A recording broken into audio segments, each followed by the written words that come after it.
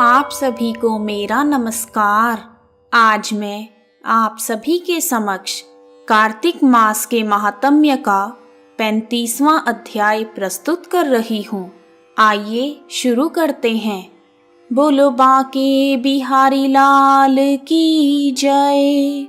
श्री कृष्ण गोविंद हरे मुरारी, हे नाथ नारायण वासुदेवा। जय श्री कृष्णा। सबसे पहले आप सभी को कार्तिक पूर्णिमा की हार्दिक शुभकामनाएं।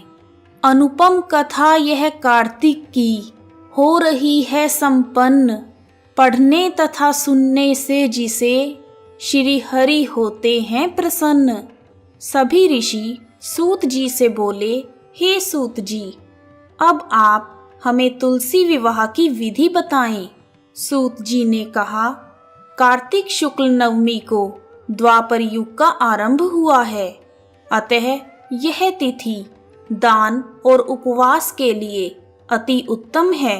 नवमी तिथि से एकादशी तक यदि मनुष्य शास्त्रों में वर्णित विधि से तुलसी विवाह का उत्सव करें तो उन्हें कन्यादान का फल प्राप्त होता है।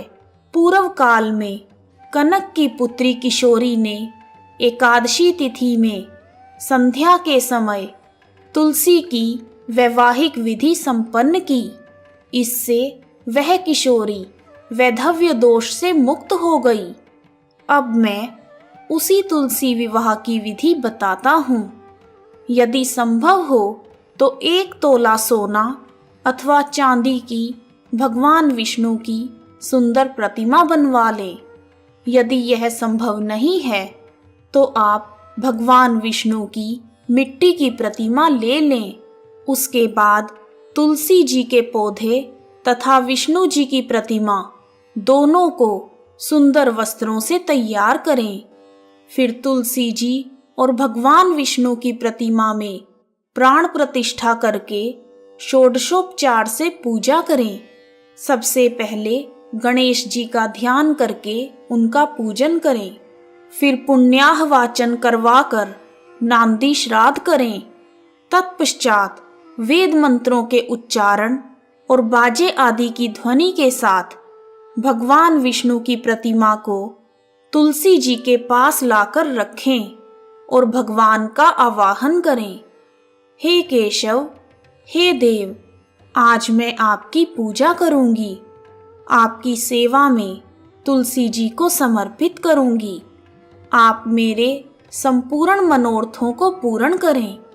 इस प्रकार आवाहन के पश्चात 3 बार अर्घ्य, पाद्य और विष्टर का उच्चारण करके इन्हें बारी बारी से भगवान को समर्पित करें।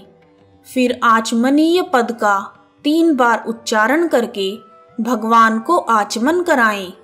इसके बाद कांसे के बर्तन में दही, घी और मधु रखकर उसे कांसे के पात्र से ही ढक दें तथा भगवान को अर्पण करते हुए इस प्रकार कहें, हे वासुदेव, आपको नमस्कार है। आप कृपा करके यह मधुपरक ग्रहण कीजिए। उसके पश्चात हरिद्रा लेपन और अभ्यंग कार्य संपन्न करके गोधूली की वेला में तुलसी और विष्णु जी का पूजन अलग अलग करें। दोनों को एक दूसरे के सम्मुख रखकर मंगल पाठ करें। जब भगवान सूर्य कुछ कुछ दिखाई दे रहे हों तब कन्यादान का संकल्प करें। अपने गोत्र और प्रवर का उच्चारण करके 3 पीढ़ियों का भी आवर्तन करें। तत्पश्चात भगवान से कहें, आदि, मध्य और अंत से रहित त्रिभुवन प्रतिपालक परमेश्वर, इस तुलसी दल को आप विवाह की विधि से ग्रहण करें। यह पार्वती जी के बीज से प्रकट हुई है, वृंदा की भस्म में स्थित रही है तथा आदि, मध्य और अंत से शून्य है। आपको तुलसी बहुत प्रिय है, अतः मैं इसे आपकी सेवा में अर्पित करती हूँ। मैंने जल के घड़ों से सींचकर और अन्य प्रकार की सेवाएं करके अपनी पुत्री की भांति इसे पाला, पोसा और बढ़ाया है। आपकी प्रिया तुलसी मैं आपको दे रही हूँ। हे प्रभु, आप इसे ग्रहण करें। इस प्रकार तुलसी का दान करके फिर उन दोनों अर्थात तुलसी और भगवान श्री हरि की पूजा करें। विवाह का उत्सव मनाएं। सुबह होने पर पुनः तुलसी जी और विष्णु जी का पूजन करें। अग्नि की स्थापना करके उसमें द्वादशाक्षरी मंत्र से खीर, घी, मधु और तिल मिश्रित हवनीय द्रव्य की 108 आहुतियां दें और उसके बाद पूर्णाहुति दें। आचार्य की पूजा करके होम की शेष विधि पूरी करें। उसके बाद भगवान से प्रार्थना करें, हे प्रभु, आपकी प्रसन्नता के लिए मैंने यह व्रत किया है। हे जनार्दन, इसमें जो भी कमी रह गई हो वह आपकी कृपा से पूर्ण हो जाए। यदि द्वादशी में रेवती का चौथा चरण बीत रहा हो तो उस समय व्रत का पारण ना करें। जो उस समय भी पारण करता है वह अपने व्रत को निष्फल कर देता है। भोजन के पश्चात तुलसी जी के अपने आप ही गिरे हुए पत्तों को खाकर मनुष्य सब पापों से मुक्त हो जाता है। भोजन के अंत में ऊख, आंवला और बेर आदि का फल खा लेने से उच्छिष्ट दोष मिट जाता है। उसके बाद भगवान का विसर्जन करते हुए कहें, हे भगवान, आप तुलसी जी के साथ वैकुंठ धाम में पधारें। हे प्रभु, मेरे द्वारा की हुई पूजा ग्रहण करके आप सदा संतुष्ट रहें।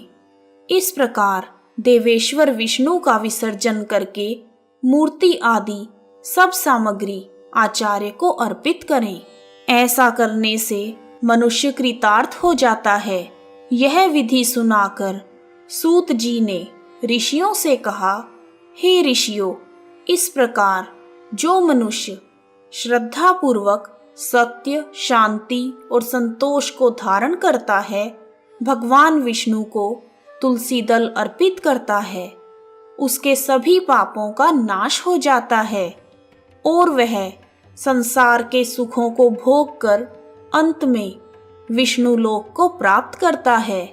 हे ऋषिवरों, यह कार्तिक महात्म्य सब रोगों और संपूर्ण पापों का नाश करने वाला है।